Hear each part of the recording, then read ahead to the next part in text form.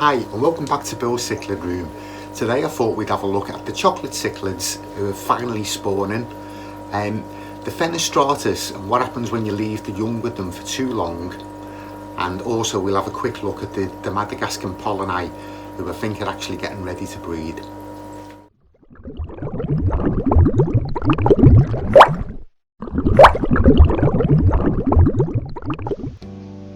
At last, the Chocolate Cichlids have decided to spawn again.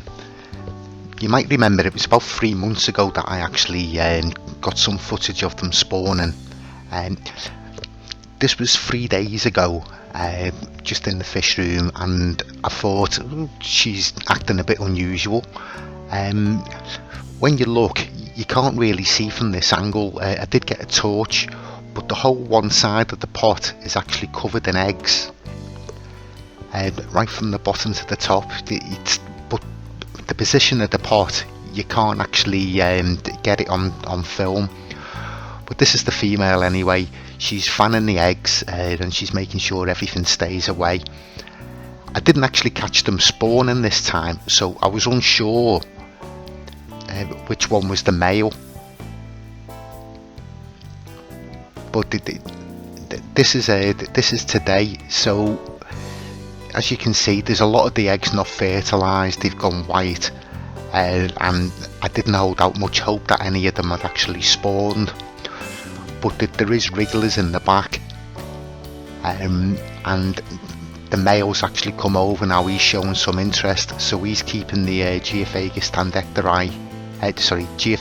ceramensis, he's keeping them away, and there's another pair of Chocolate Cichlids in here as well. So they've got half the tank just for the pair and the fry, and all the other fish are all squashed in the other end. As you can see, the Geophagus, they come over to have a look, but they soon get chased back. They're really nice fish, the Chocolate Cichlids. They remind me a lot of Uaru, and obviously they're from the same part of the world, from South America. And the Geophagus, they're quite peaceful as well, so it's quite a chilled out tank, this one. There's only the 2 species in there at the moment. Yeah, the coloration, they actually do go lots of different colours. As you can see, there's like creams, there's dark reds, light reds. If you can see there at the back, they are wrigglers then. I should have cleaned the glass before I did the film, but I didn't want to spook the female.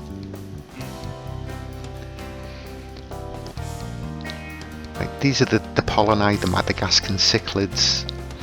I included them on last week's video, but he'd gone like the lighter colour, like the olive colour, but as you can see, he's gone black now, and the female's gone black as well, so I think these are getting ready to spawn. He's gone really aggressive, and they keep changing all the sand, they keep moving it around. I have bred these once before, but it was the large spot variety, which at the time they were called bleak eye. But they've all been put together now into the one species. So here's the large spot, and you can see on the bogwood, the eggs. They're actually they're like frog spawn. They're all joined together. So it's almost like a carpet of eggs. But that was about 10 years ago or so. The other thing to show you in the video I did last week, I was talking about how the fry actually seem to grow faster if you leave them with the parents, but this is the downside to it. So the fry, they're about 5 weeks old now, and the female, she's looks really battered. I actually thought she'd been fighting with the pink pair of Fenestratus, so I put the divider in just to keep them separate. But as I was watching them, I don't think it is the pink ones. It's the fry feeding on the slime coat. she looks in a really bad way. So what I'm going to do as soon as I finish doing the video, I'm going to take everything out the tank and catch all the fry and put them into one of the grow out tanks. And I'll leave the divider in just in case she is getting picked on with the other pair.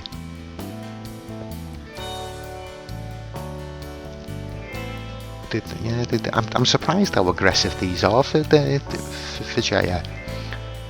As you'll remember, when they were actually pairing off, I lost 3 of them, and I had to move another 2 into another tank. It was just mayhem. Yeah, as you can see, the fry are actually feeding on the slime coat. Quick update on the Hogas. I've got the divider in there with the hole cut in, so she can come and go as she pleases, but she seems to like it on her end, on her side of the tank. I'll put a pot in there as well, just in case. There's a rock on either side of the divider. The one on the male side, really, it's just to keep the divider in place, because he is a really big fish, and I'm sure if he wanted to, he would be able to move it. As you can see, she knows where the hole is, but she doesn't really go through. She only goes about halfway through. I have tried just putting food on the male side to see whether that encourages her to go through. So she'll go through, have a quick mouthful of food, and then straight back to her own side. He is massive. He is 14-15 inches. Try and get scale with my hand.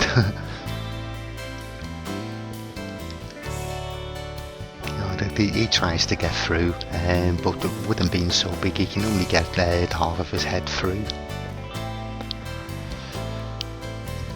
But she's looking really, really nice. She's got what I believe is breeding coloration, and there is signs of a tube coming down. So let's hope. I've caught all the fry out the Fenestratus tank, and I've put them in my grow out tank. So in this tank there's some grow out to carpenters. There's about 20 in there that somebody actually give me to grow on, and the Cuban cichlids that I'm waiting to grow on so I can put them into another tank. So there's still 6 of the Cuban cichlids, so they're still a bit small to sex poor, but as soon as we get them sexed out, one of the females is for you. Thanks for watching, and I'll see you all again soon.